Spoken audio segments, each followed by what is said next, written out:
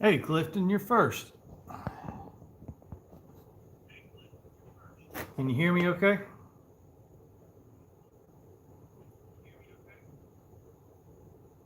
Ah, Curtie. Good evening, sir.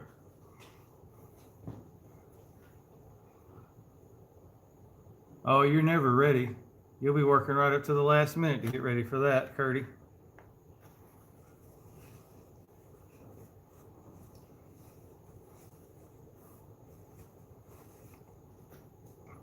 Great.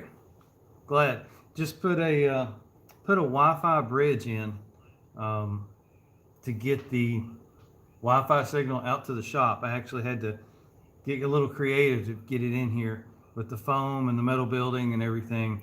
It took a little bit, but it's working great. So I'm glad to have it.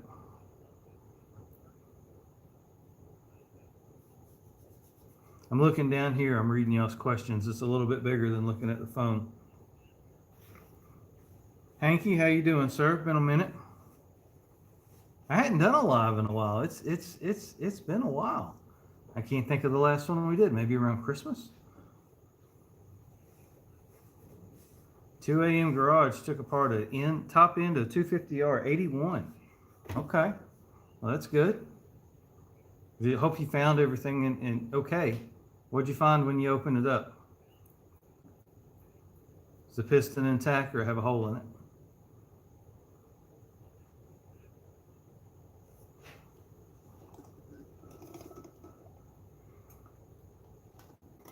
It has been raining here every day this week. The LT's up and running. I've been riding it, but the weather's been so bad, I haven't filmed anything. I haven't recorded any laps with it. The track is completely eroded. I've got to get the tractor back on it and get that straightened up. There's quite a bit of drop on one long stretch of the track, and when we have all the rain that we've had, it just erodes the center right out of it. And so I'm constantly taking dirt or sand from the bottom and bringing it up to the top and kind of re-leveling that part of the track. So I didn't want to do a video and not have a payoff, if you will, of the LT running. And so that's why we don't have that video together. I've been working on the little Suzuki 250 quad runner, which is a really neat machine. It purrs like a kitten now. Runs great, starts right up. Parts, I've been told ahead of time, they're hard to find, and those people were correct. So what I found out was the brake lines. I thought it was a master cylinder, going to be an easy fix, and I was mistaken. Someone has put new brakes on the front of that quad runner, and they were adjusted all the way out. I mean, riding it, if you sat back on the seat, the front tires would skid. I mean, the brakes were being applied with no master cylinder on the machine. And so I went in and had to unadjust the brakes, if you will, or readjust the brakes, and then I couldn't get any fluid down to the calipers or to the drums, because there's drums on the front of that machine, and I couldn't blow air through them. The lines had completely just collapsed and deteriorated, and they don't make them anymore. You can't find those hydraulic brake lines. It's like 14 pieces. I don't know why they did it the way they did, but there's a short metal section of tubing right off the back of the spindle. Then it goes to about a 12-inch flex line, and then it goes to about a 14-inch metal line, and then it goes to a Y, which is not a Y, it's more like an F. And from there it goes up with another hydraulic line to the master cylinder. And all of those lines are completely collapsed. I couldn't get anything, no fluid through them, no air through them, nothing. So went on the hunt for that. Now the upper hose is easy. You can get that with any old pit bike. Any other hydraulic brake line will work. It's just a banjo fitting on both ends. But the two lower soft lines, what I ended up finding, I actually contacted Bestos, the brake company, and I talked to them last week, and I found out that they're 10 millimeter. If anybody has one of these, take notes. I'll put this in the video for that. You won't have to wait for it to come out. Those two lines are 10 millimeters. They're 12 inches long, 10 millimeter diameter, and they are the same brake line as a H3 Hummer rear brake line. Apparently it has two. And Bestos cross-referenced that for me, and that's what they come up with. So I was able to order those, but they haven't come in yet. So if you see that machine there, Yeah, I'm kind of pointing to it in reverse here. That's what we're waiting on. Brake lines, we got a battery for it. I got a seat out of Nebraska of all places. And if, let's see, if Pat shows up, Pat offered me a seat, but I had already ordered one. Thank you, Pat, for your generous offer. Pat in the bunker is who I'm referring to. I appreciate that, but I already ordered one, so I'll have to pass. But pass it along to somebody. I think that's it. I went through the tank. Hey, Andy. I went through the tank on that machine. It does have a fuel pump. It's vacuum operated. They made it as complex as they could without putting in, an electric motor, I guess. And it's got the valve coming out. The petcock is vacuum controlled as well. It's just a mess. But anyways, we've got all that cleaned out now. It runs and drives like it's supposed to. We just got to get it stopping. So that's the update on the Suzuki. I'm looking forward to getting it back together. The plastics are a little rough on it. We may do some plastic welding on that one just before we take it to market. Let me get caught up on some questions here. 2 a.m. Garage said he took apart at 81 250R and it's totally scored cylinder wall. Wow, that sucks. I hate taking those apart, and you think maybe you can get away with a hone or something, and then you tear it down, and it's just not going to happen. So that's part of it, though. But your valve train is in good shape. So there you go, 2 a.m. Garage. You look at it that way. Your valve train's always going to be in good order on that machine. Yeah, Hanky, it's been hot. Between the rains, we've been breaking 90, 93, 94 probably. It's been hot and humid and sticky. So the grass looks great. Normally this time of year, our grass is starting to dry up, turn brown, but not this year. This year we're probably a foot of rain above norm, and it's good for the grass and the trees and all that kind of stuff. So, but I got this is actually Van Halen behind me. Hey Andy, 117. No, I don't want no part of that, Hanky. You can have that. Is that with an index, or is that feels like temperature? Well, they give us 2 temperatures down here. They'll tell us it's 90, but feels like 93. If it feels like anything, that's what it is. It doesn't matter what the tool says on the wall. If it feels hot, it's hot. So yeah, that's my take on hot and what feels like. But be careful at 117. This is the Van Halen machine, actually behind me, a little 200X. Auto X, that's what I've been working on. That was the question I posed at the beginning, is what's everybody working on. I'm getting that one ready to go to market. I put on some tires today. I had those flat track lawnmower tires, and so I ordered some 22s and put on the back of it, and we put a battery in it, of course. Now remember, that's the drivetrain out of a 83, 82, 200E. It's got a big red motor in it, so it's electric start, high and low. Which is kind of neat. Still chain drive. It's not the 84 setup, but yeah, I'm gonna be sad when it leaves a little bit. Andy, I think you made a comment earlier actually on my posting. I've got it listed on Marketplace.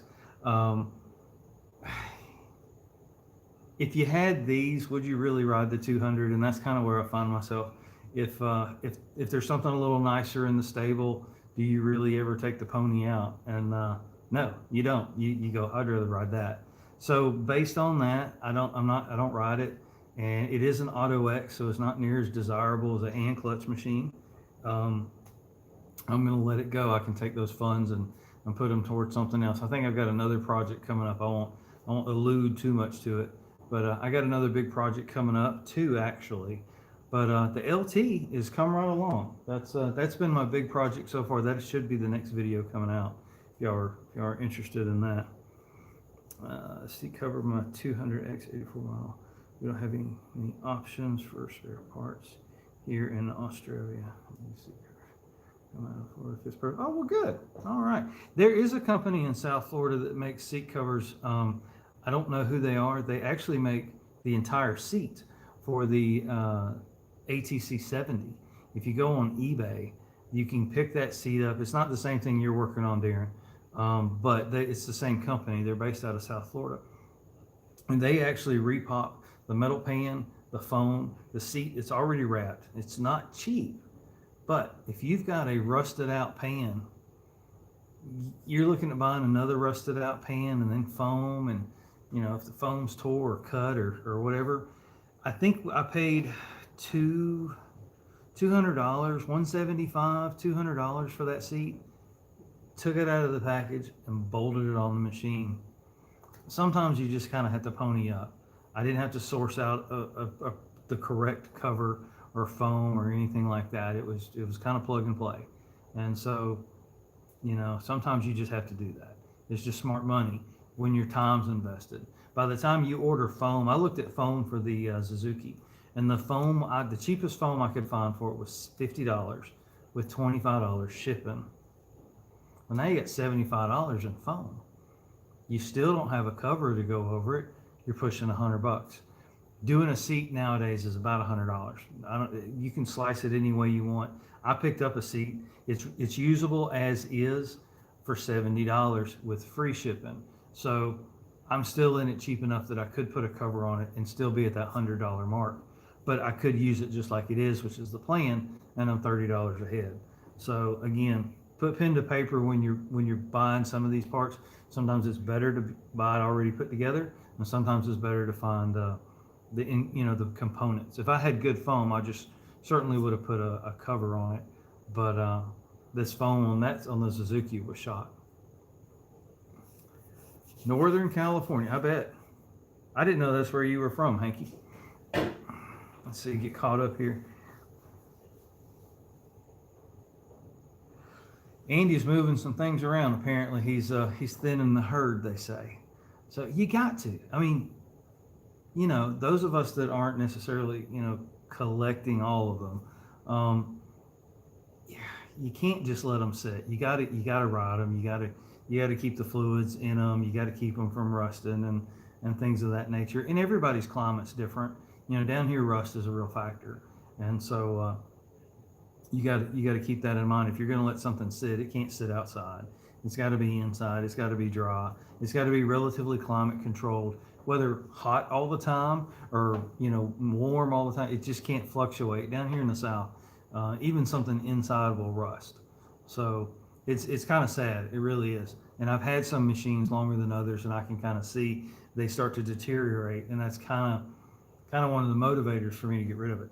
If I can't maintain all of them, then I need to get rid of some and be able to maintain the ones that I have. Let's see what else we got. Unique Mastiffs. Now that's an interesting dog. I'm assuming that's what you're referring to there with your name there. Oh, the market is softening for ATVs. Yeah, I'm going to agree with you, Unique Mastiffs. Welcome to the channel. If you're referring to the dog, I had a family member that actually bred Mastiff Bulldogs. If you're not familiar with what a Mastiff Bulldog is, look it up. It's a pretty cool dog. They are stout. They are relatively small, compact, very muscular, very lean dogs. You don't want to get on the wrong side of one. Let's just say that. So if that's what your handle there, Unique Mastiffs, those are really cool dogs. You can get them in a brindle color. You can find them in kind of a blonde color too. So the brindle color is a really cool dog. Yeah, I think the market is softening. I've got 3 machines on Marketplace right now. It's just, I think some of it's seasonal. I think some of it is political. I'm not going to get into that, but anytime there's an election year, markets fluctuate a little bit more. Whether whoever's team you're on, we're not going to talk about it. But anytime there's an election, there's always a little uncertainty in the market, and it just pops up in the strangest places.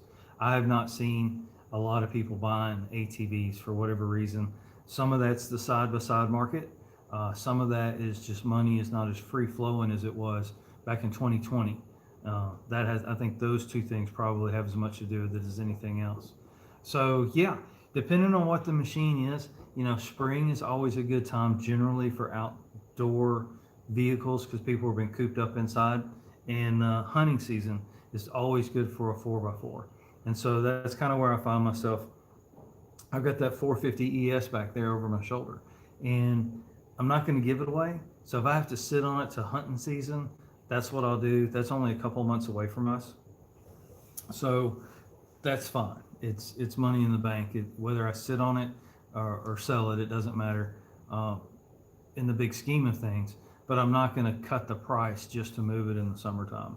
If they don't want it, they don't want it. But somebody will come along, come hunting season, and they'll want a clean four-wheel drive ATV for sure. One reason I think is because the side-by-sides, as cool as they are, can't get in the small places as the four-wheelers can. So I think that has an advantage on a four-wheeler, especially going to get a deer. So hot and muggy. Yep, Tactical Bread Man. Yes, sir, it sure is.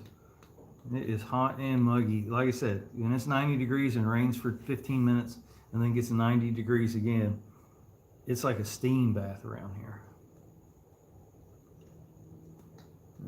I'm not familiar with that breed of mastiffs. I guess that's a type of mastiff you're breeding there. I'm not familiar with that one. Bernie? Okay. Oh, okay. Yeah. I did a video. You know, I caught some flack for that. So I'm not a Bernie supporter, but with the air conditioning in the shop, it's very comfortable. It's overly comfortable in here. And I was making that video and I was thinking, well, how could I make a little joke about it being cold in the summertime? And I thought, the first thing that thought to my mind was that picture of Bernie Sanders with the coat and the mittens and the hat and everything. And so in that video, I have him sitting kind of over there in the corner, and he's only on screen for 20 seconds or so. It's really small. But I got quite a few comments about people that assumed that I was a supporter. And so I'm not, but that was the reason I did that. I'm probably going to need to not do that anymore. So, but yeah, that was funny, Andy. I thought it was hilarious. But yeah, some people took offense to it, or maybe they were just kind of questioning what they had already thought. I'm not sure on that, but it was funny. It was funny. Yeah, Hanky, I had a situation like that too. If you're talking about, you didn't say marketplace, but it's not normal to post a machine and not get, will you trade a treadmill for it? Or I got a boat. I always get offered boats. I could care less about a boat, but everybody wants to give me a boat. You know, or some other, you know, a trampoline. It's uncommon to not get somebody to offer you a weird trade, a code. They're going to send you a code, and their cousin's going to show up, you know, with a truck and pick it up, and they're going to mail you a check. You know, that's the kind of stuff you normally get. I told you I got 3 machines on Marketplace right now, and I am barely getting any hits at all. I honestly thought I was maybe priced a little too high, and that's okay, because that's kind of how you got to do it. You got to price a little high so you can come down a little bit, and everybody feels like they got a good deal. But yeah, no hits at all, no views at all, no clicks. Because if you look at the bottom of your ad, you can see how many clicks, and if you're not getting any clicks at all, you really kind of have to wonder what's going on. Are people even seeing it? You know, I'm in a big enough. I'm near a metropolitan area, so when I post something for sale, just like y'all, I'm sure 100,000 people are going to see that. It's very weird not to get a few hits right out of the gate. So I don't know what's going on, Hanky, with that. I agree with you. Something is just odd right now. I'll go back to my previous statement that it's an election year, and people are just a little maybe a little tighter with the purse strings right now. The shop looks small. Well, it is small. The shop's really not that big. One of the reasons it's not that big is so I could afford to put air conditioning in it. I could, you know, the bigger the shop was going to be, require a larger air conditioner and more spray foam. And so the shop actually, you know, if you bring a tape and come over, it's 31 by 20. It's 31 by 20. That's how big this area is. My phone is against the wall you're on, and that's 20 foot back there to the bay door. So it's really not that big. It's 12 foot on this ceiling eave, and it is 10 and a half, I think, on this one. So it's got a slight taper to it. This is a lean-to that's on the back of an existing building. And so it was a little weird to put all the focus on the add-on and not to the main part of the building, but this was the easiest to close off, cheapest of spray foam, require a smaller AC unit. And just overall, if I want to add spray foam and AC to the big part, I could. But this to kind of get my feet wet and see if it was even going to work. Was it even feasible? Was I going to have enough electricity out here to run all of this stuff? Was I going to be flipping breakers all the time? Was it going to be comfortable? You know, those kinds of things. And definitely all of that has passed muster. I've been rocking out here every night. It's great. So, but yeah, it does look a little small. I agree with you. It's a little deceiving.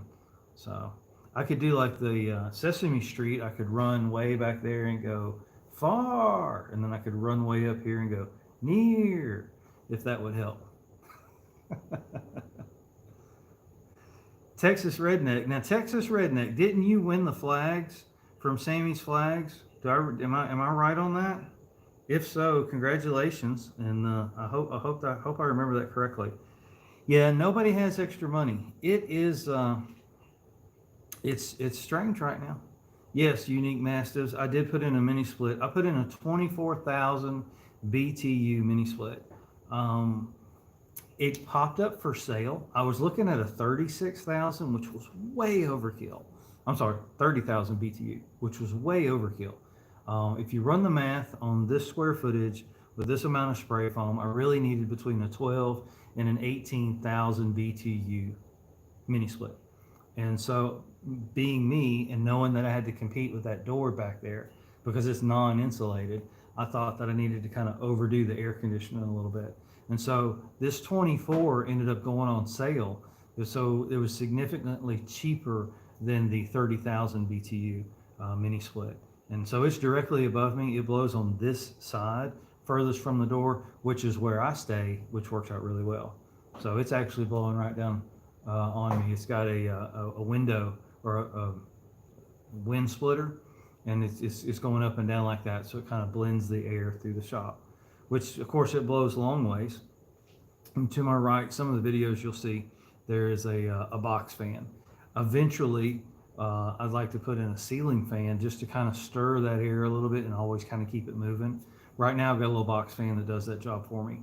I don't think I have to have it, but it definitely takes this side of the room gets colder than that side. And so it takes the cold from this side and throws it to that side a little bit quicker. So let's see where we're at.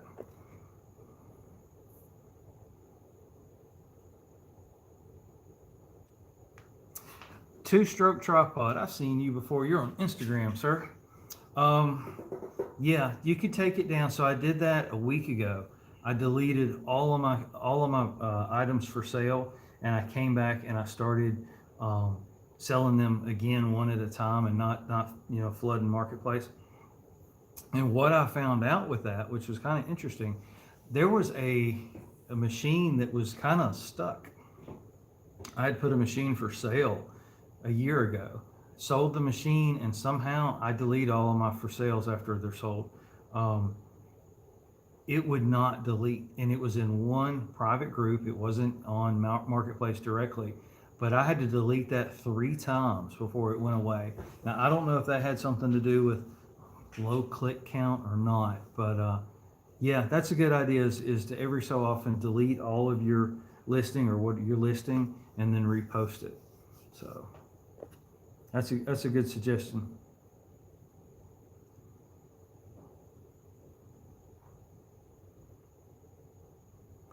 All right, Texas Redneck, if you've got any 4-stroke small, if you've got any engine and it won't try to start on carburetor cleaner, you've got a timing issue or a compression issue or a spark issue.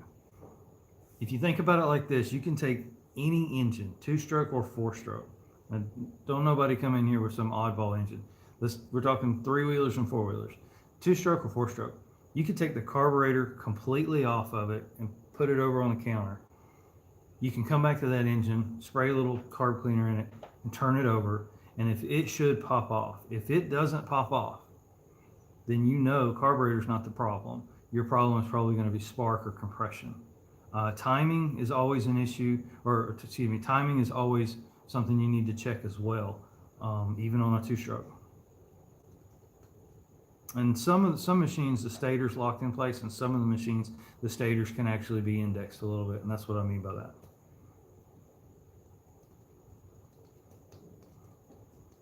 So go back, start back over Texas Redneck. Verify that you have spark first. That's the easiest thing. Make sure that that spark plug is sparking. You know that you already have, your carburetor's not the problem because it's not hitting off of starter fluid.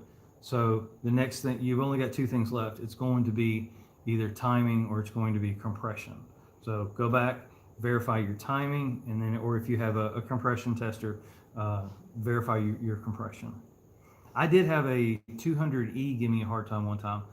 Somebody put the cam in upside down, and so it had everything. It was sparking, it was timing, but it was wrong. And it was sparking at the wrong time, and therefore it was sparking when the intake or the exhaust was open, so it had no compression when it sparked. And so because of that, it would never kick off. And on those machines, the cam has two holes, and the upper gear where the timing chain sits has two holes, but you can turn that gear around. And so every time I looked at the gear was straight up and down, like I've told you on other videos. But because they put that gear 180 degrees out, the cam was the wrong direction. So I verified my time, and I'm doing it like I'm supposed to, but it wouldn't run, and I scratched my head for an hour. And finally I popped the top off of it, and I realized that the lobes on the valves, or excuse me, the lobes on the cam were pointing up, and they should have been pointing down at TDC on that particular engine. Most of them actually. And that's how I figured it out. So it took me a little while. You don't always get it right out, right off the gate, right out of the gate. Videos are edited. Remember that. I try to be real with y'all, but if I struggle with something for an hour, I can't put that in the video. It's just y'all aren't going to want to watch it, and I'm not going to want y'all to watch it. So I try to be realistic with the repairs, and always try to give you a payoff at the end. Otherwise, what's the point of watching?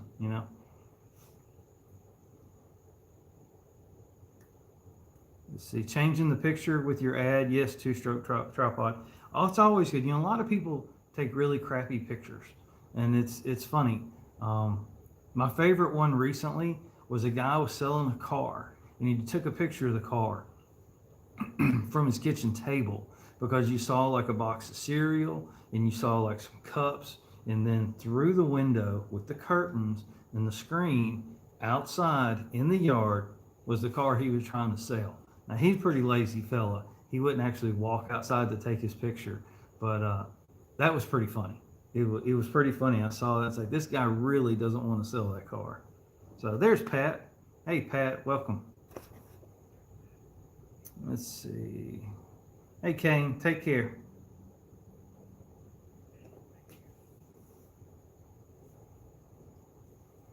I run in 2050 in my old Hondas. No, I do not run 2050.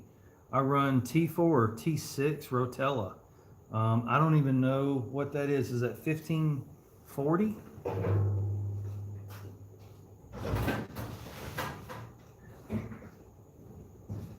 Yeah.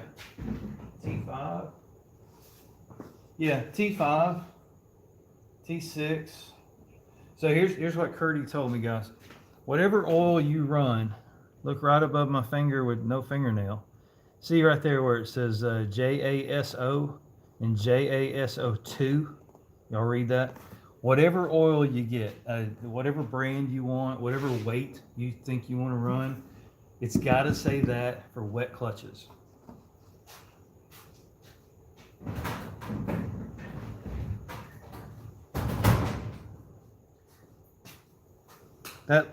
There you are. That Lucas ATV oil, it doesn't say it, but it's made for ATVs. It says for wet clutches. But Curtie, correct me. You can put it in the comments.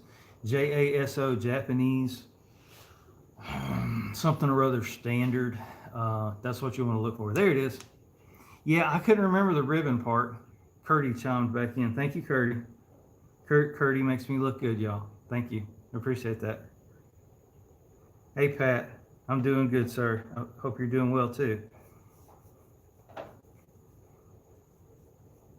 All right, Texas Redneck, check your plug. You got to always start there. That's the easiest thing to check. If you don't have any spark, change the plug with another plug.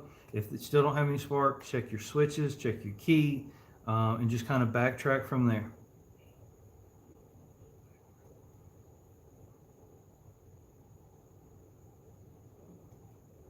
Got you, Curtie. Thank you, sir.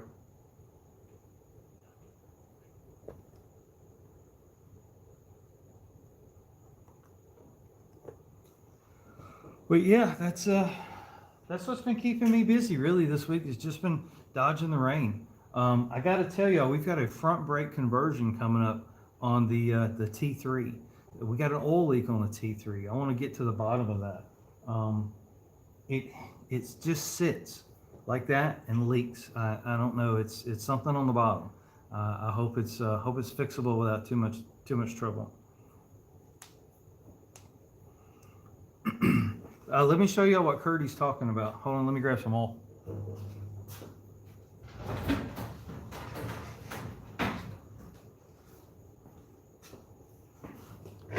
All right. So this circle here, Curtie's referring to, he calls this the ribbon, or they call it the ribbon. And what he's telling us is this bottom area here has to be blank.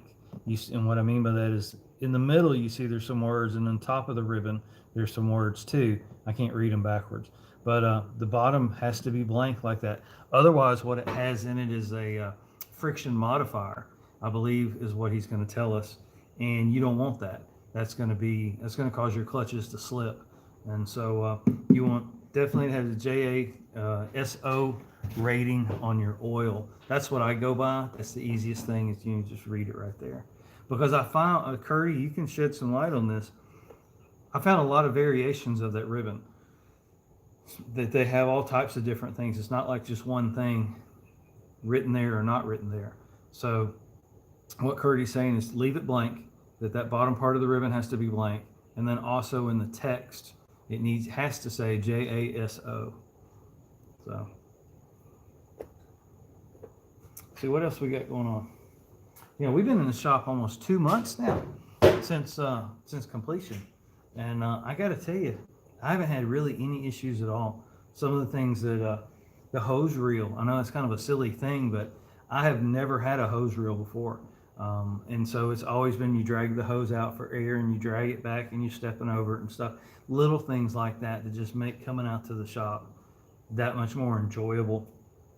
Makes you want to stay a little longer, makes the jobs a little bit easier. I was thinking about what question to ask y'all when I started this.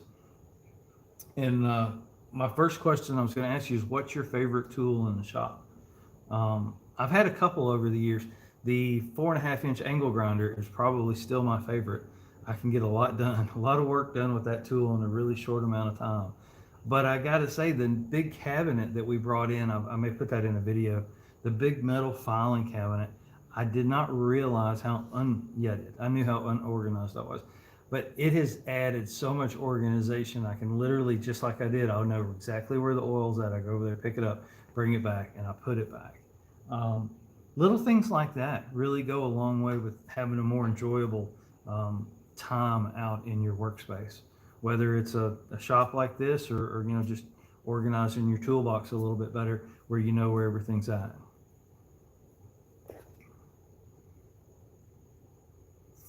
Mastiff wants to know what oil I mix in. Well, again, Curtie has educated me. I'll show you.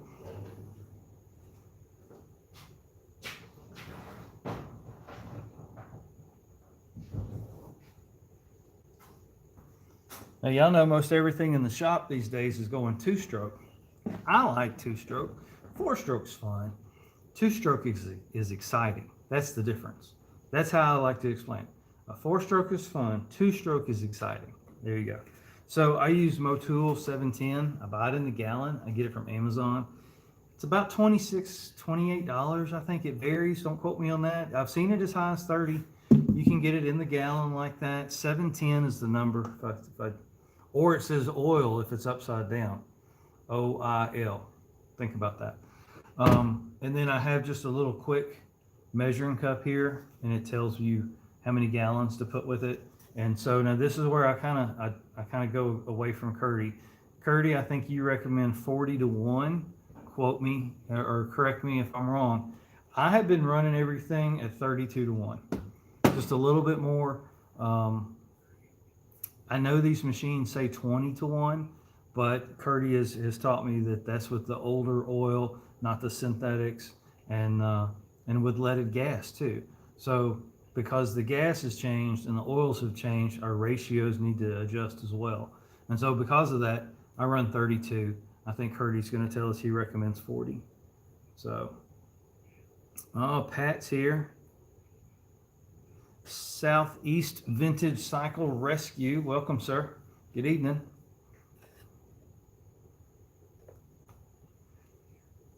They got a whole collection of players in here tonight.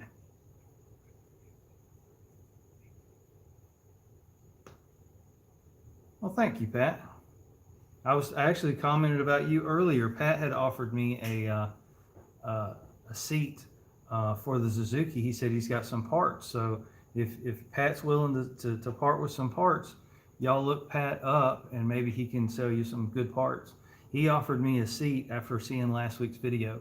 And unfortunately, Pat, like I told him privately, I'll tell y'all again, I'd already ordered a seat. I found one on eBay. I'd already ordered it before he offered that to me, but I still appreciate the offer. Thank you for that. That's kind of you.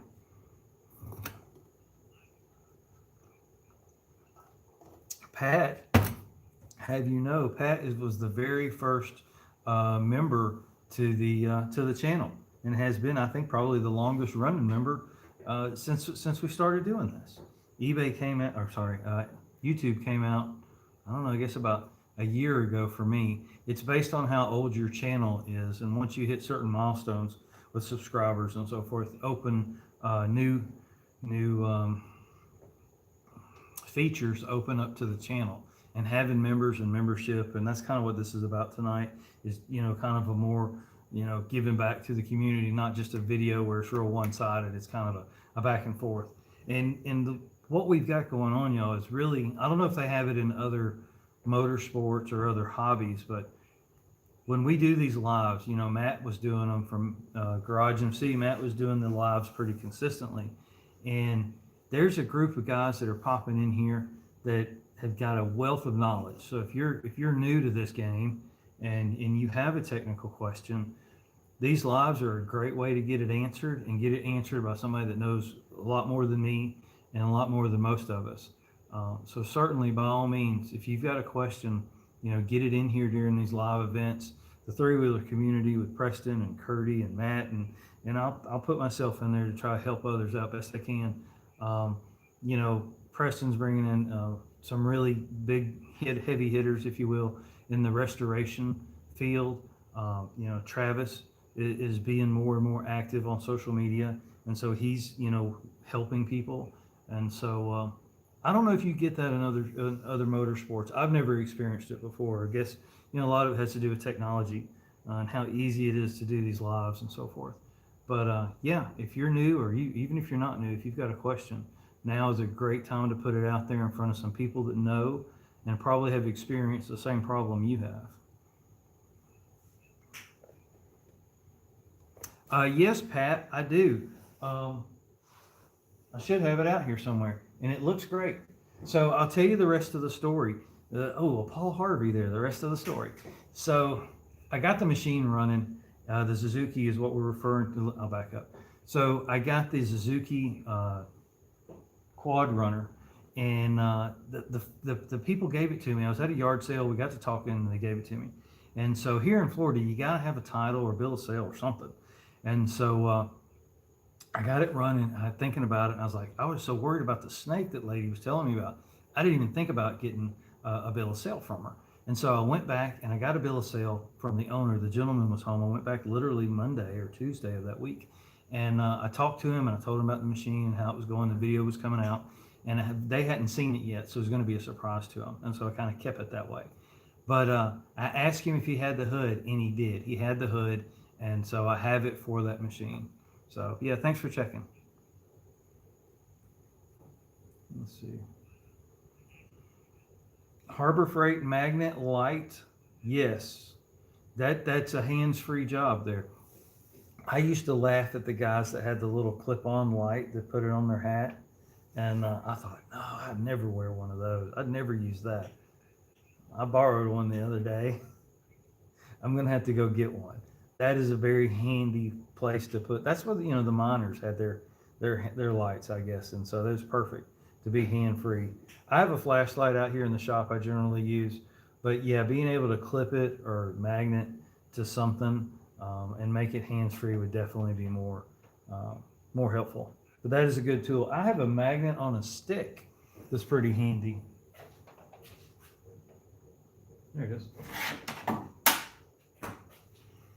I picked this up years ago. It telescopes, and it's just a magnet on a stick. It's nothing fancy, but it definitely saves the day when you drop something. I use it a lot in the parts washer. A lot of times a small bolt or washer or something like that will fall down underneath the basket, and once the solvent gets dirty, you can't see it. So I'll take that magnet and I'll kind of fish around the bottom there, and I'll pull it out. As long as it's metal, it'll find it. So, all right, ATV Seed Exchange. I'll talk to you later. What's behind you? 84R. No water. It's not. This is that's the Auto X. It does have a similar headlight though. It's not the same, but it's similar. Yep. I have never had I did some work for a fellow one time that had a first gen R, and I like the first gen R. It's small though. I will say, physical size, it feels small. I think the width of the axle, I think the rake on the front, when you ride that, or when I ride it anyways, it feels very nimble, but very small. A lot like, say, maybe like a 185S, a smaller platform. And I think that's the biggest difference for me between it and, say, the 84 or the 86, is how the wheelbase changes, the rake changes on the neck, and then the width of the axle does too. And all of that adds up to a completely different riding experience. And that's not even talking about valve changes in the forks or spring rates, in the rear, which are huge differences too. Just the geometry of the three-wheeler, has it changed through the years, really changes the riding characteristics of that machine. Never mind. Okay.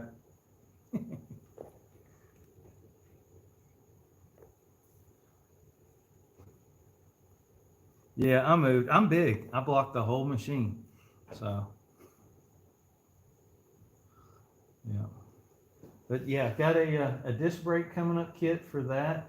We've got the wheels tore off of the KD80X, and so that'll be going back together. I got some new tires for that. Remember, it came in, it had a street tire on the rear, which is weird. Like the wrong size street tire. The rim was correct, but the tire was wrong. I got to figure out. I think that's going to need seals. I think we're going to have to pull that motor. I don't want to, but we'll see. It smokes so bad, and it's not collective oil in the exhaust. I cleaned the exhaust out, but it smokes awful. So I think what it's doing is, I think it's sucking oil from the crankcase and just blowing it out the pipe. So that's coming up. I got a question for y'all. So here's my question for y'all. Have you ever used the low temperature aluminum welding rods? Has anybody ever used those? I have a bracket here that I would like to weld back on the Suzuki. It's a fender mount, if you're not familiar with the characteristics of the Suzuki.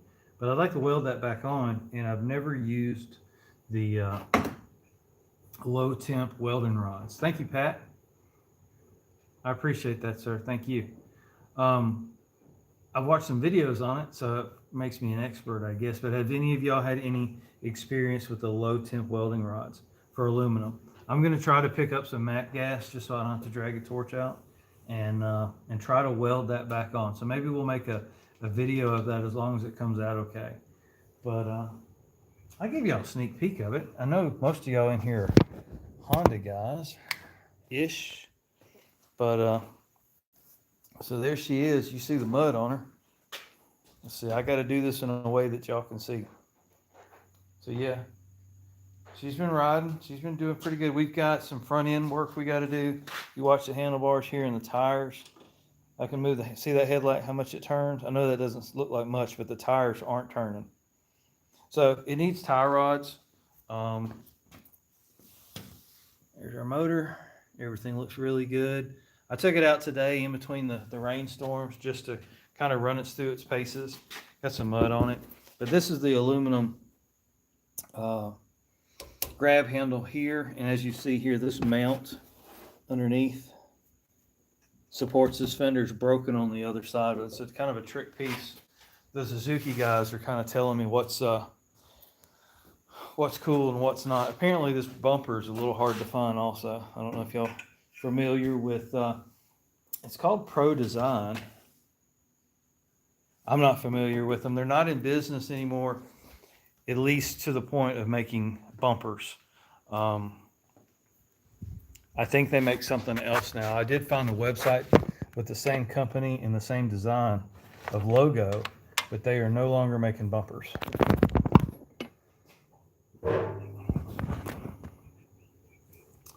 So those are coming up.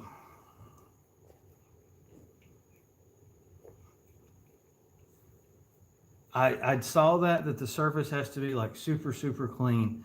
I was thinking about going after it with maybe like a wire wheel or on a drill or something like that, and sand down both sides, both surfaces, in order to weld them back together like that.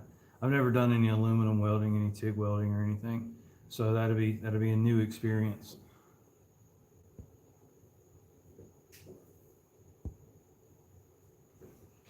My phone is telling me to stop rotating it, but it's sitting down, so I'm not sure. I've got a laptop here to make sure I can see what y'all are seeing. So, well, I will try that 2-stroke tripod. I got to get some. I don't think my local hardware store has any, so I'm gonna probably have to mail order some. I was told Harbor Freight had them. That's a ride though. Maybe I could do that tomorrow. We'll see.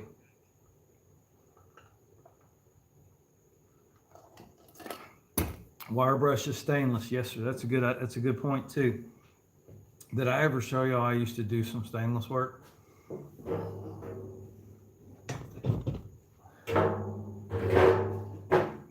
You ever see anything like that?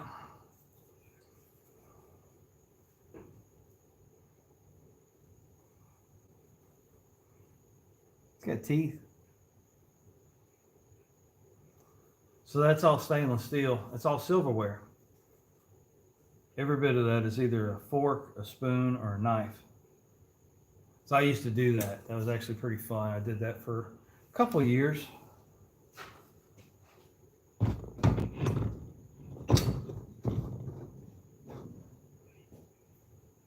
Animals and that kind of stuff. And so I've got a little bit of experience with stainless steel welding and you know, that type of work, but never any TIG work. I've never had an opportunity to do that. But that was fun. I did that for a couple of years. That was a hobby before three-wheelers.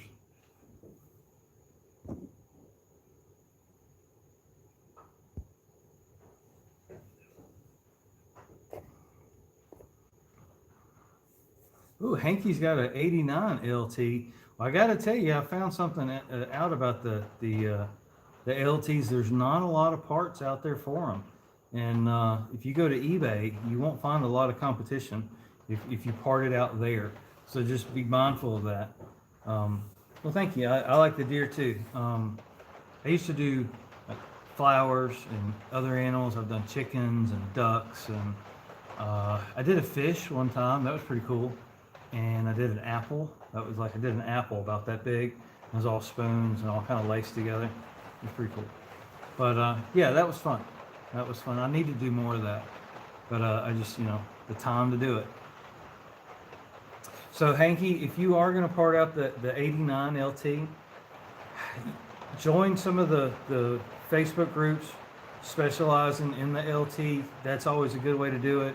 But if you go to eBay, they're getting a premium for those parts. They really are. Well, Hankey, that particular, the one that's broken, this mount is actually part of the grab handle. It's not It's not the factory one. It's that aftermarket one. So I have to kind of weld that one back on. That burgundy is the factory part of the mount. I've got a rear. I've got a factory one.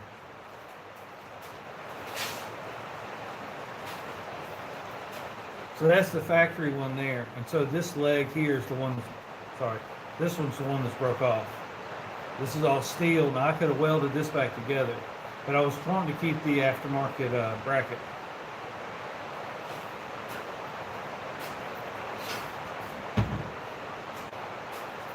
I'll have to speak up. It's raining, and so like I said, it's been raining off and on all day.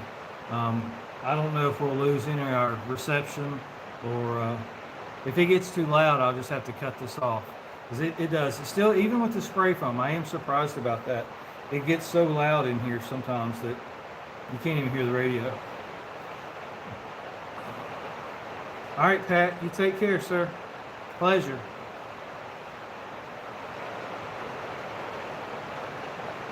Oh, okay, Hanky. Well, why don't you reach out to me privately if you want, and we'll go from there about that. Yeah, it's picking up. I don't. Can y'all hear the rain? It's coming on the roof. Probably just sounds like static.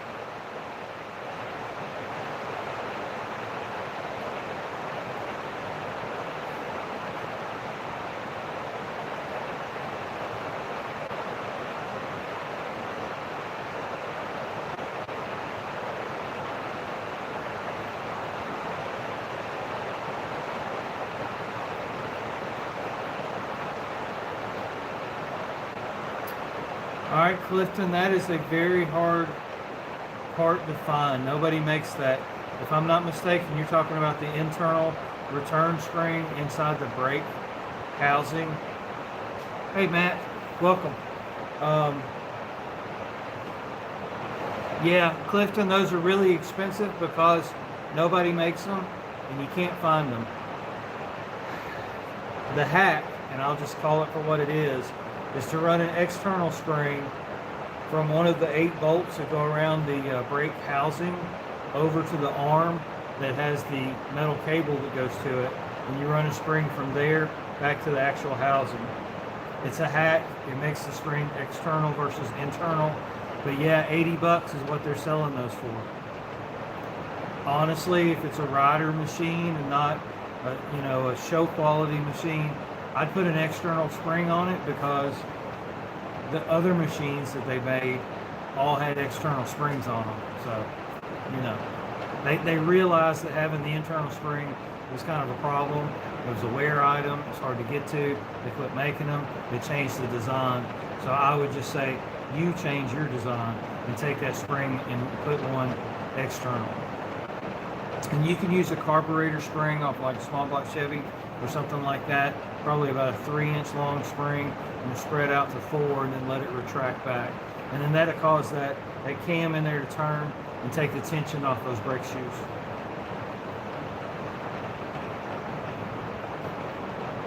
No, Clifton, there's not. Nobody makes that spring, and that's why they're charging $80 for it.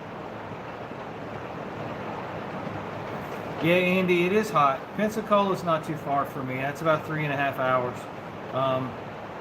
It's the South. It's not the same. Now, Pensacola has a lot of, you're going to get a good amount of wind out of the Gulf there, just a breeze. I am more inland than that, and so we don't have that coastal breeze to kind of cool us off. That's probably the worst part about where I'm at, is that we don't have, people think Florida, you walk outside, you're at the beach, and there's always a breeze. Well, that's not exactly accurate. I am too far away from the coast to get any of those benefits. The trade-off to that is when there's a hurricane, by the time it gets to me, it's really weakened quite a bit. Now, we have had some bad ones, but I think probably if a Cat 5 come on shore, by the time it got to me, it'd probably be a Cat 3.5 probably, or something like that.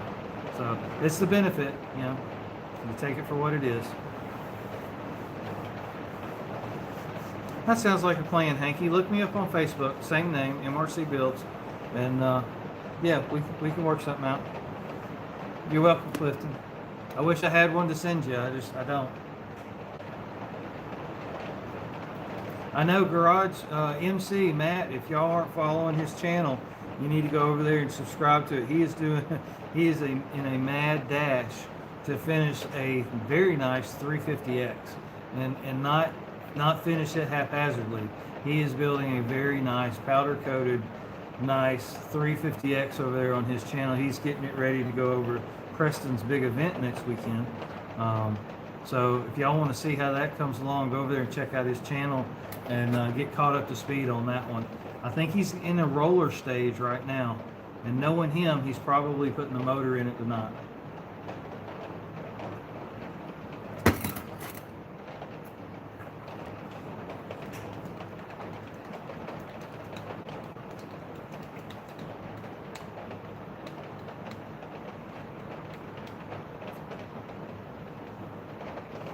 '91 CR125, new top end, crank seals, etc. Foul plugs immediately after starting, even after I jet change the whole electron carb swap. Huh. Okay. All right, Hanky.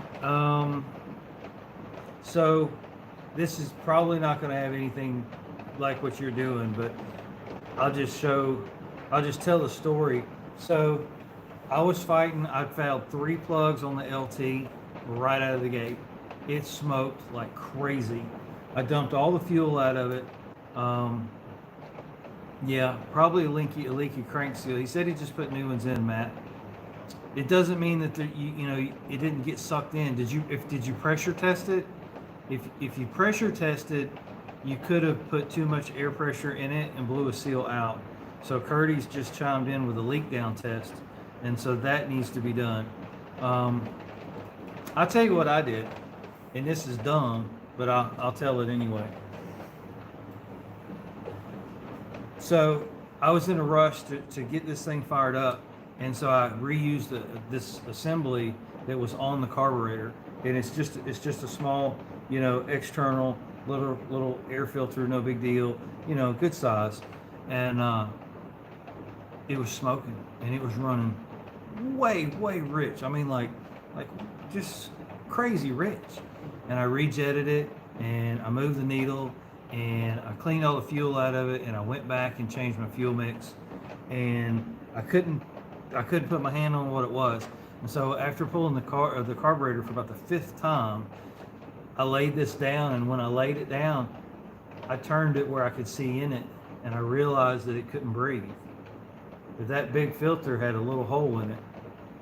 And because I'd always taken this off and set it down like that, I never looked inside it. And when I looked inside it, I realized that there was no way that motor could breathe.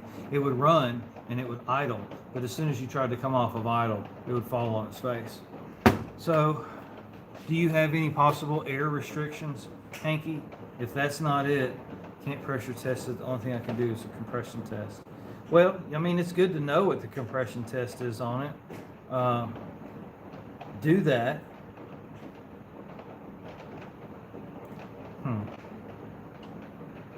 They make a, I think even Harbor Freight even has one. I've got a leak down tester, but you got to plug up the motor everywhere really good. I'm trying to think if there's another way around it. Check your air filter, check your intake for any type of obstruction. Double check what your fuel mix is, your fouling plugs. It could be a weak coil.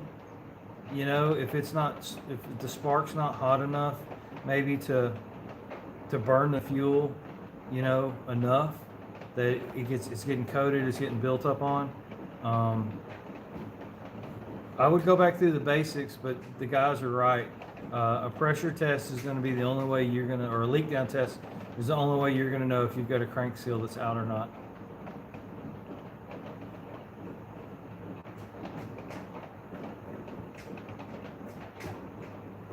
I can't think of anything else. Those are the places I would start. I would start with the intake.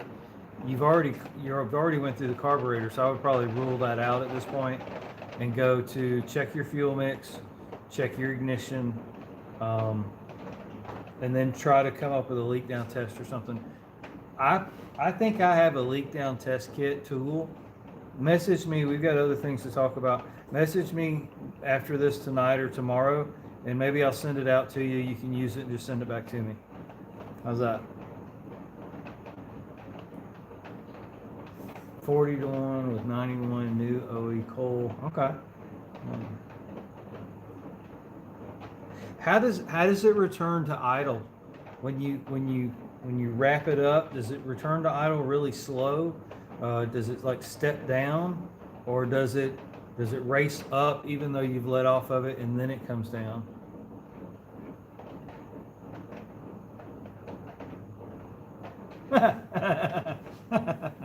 That's probably pretty bad, Matt. So Matt says he just went to look at an 85 Big Red and it was so bad he had to walk away. Yeah, I know.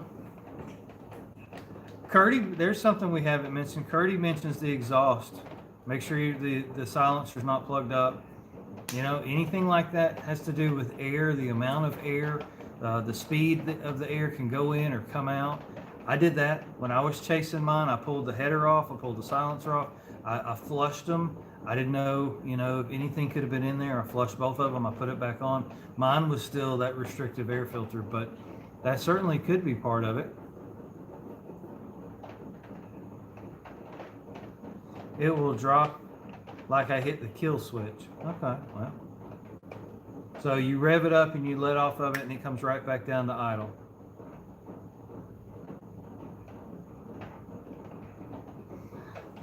Well, it won't cost nothing. Follow Curtie's recommendation. Pull the exhaust, blow air through it backwards, and see if anything comes out of it. You repack this. Well, you did cover your bases, Hanky. Take the silencer off. Just run the expansion pipe and see if it's any different.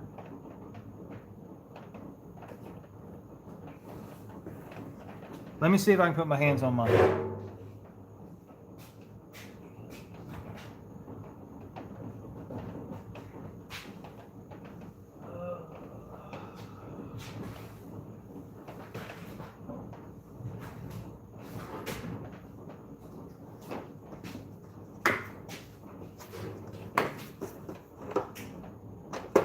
Nope. I have one.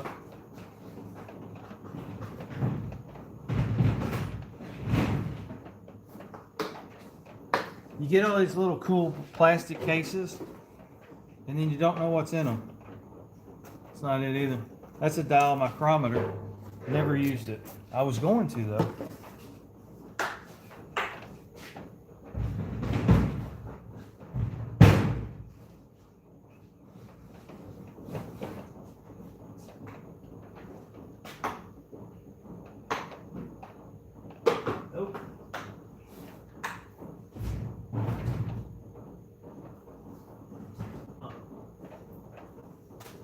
Hanky, I've got one.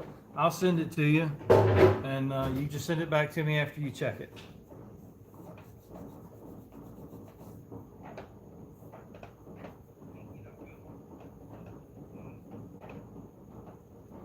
Well, Hanky, I think you've ruled out all the basic stuff, and we're trying to give you the basic stuff, and everything keeps leading back, I guess, to crank seals.